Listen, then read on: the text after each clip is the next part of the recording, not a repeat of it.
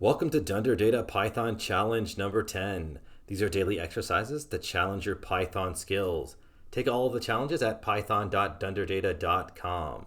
So in this challenge, you're given two strings and your job is to return the characters common to both as a set. So here's our function. It's going to accept two arguments, S1 and S2. Each one of them are strings. We want to return the common characters.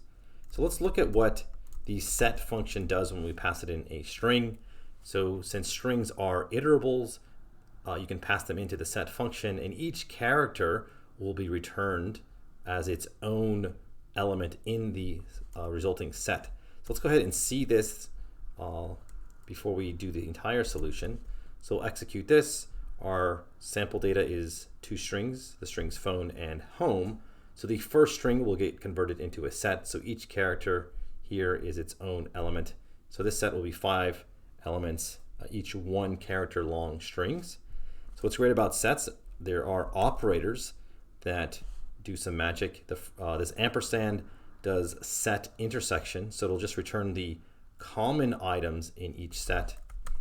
And so that means we need to use create another set of the second string and just return the common ones like this using this ampersand operator, which is the set intersection operation. So let's go ahead and see what happens here, and we get the set of the common characters like that. So that is what I'm looking for.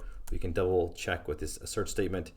One thing to notice here is that even though these items are printed in some order on the screen, there is no inherent ordering of sets. So regardless of how it gets printed on the screen, as long as the items are the same, then Python will count it as exactly equal. There is no ordering for sets. All right, so that does it for Dunder Data Python Challenge number 10. If you enjoyed this challenge and would like to learn more, then come check out my books and courses at dunderdata.com. I provide a comprehensive path for mastering both Python and Pandas to produce trusted results. Below I have a few of my courses. Exercise Python will teach you the fundamentals of Python. Master Data Analysis with Python is an extremely comprehensive course that will teach you everything there is to know about using the Pandas library to do data analysis. And then my newest course is Build an Interactive Data Analytics Dashboard with Python, which is a really fun and exciting course and teaches you all the steps for launching your very own dashboard with Python.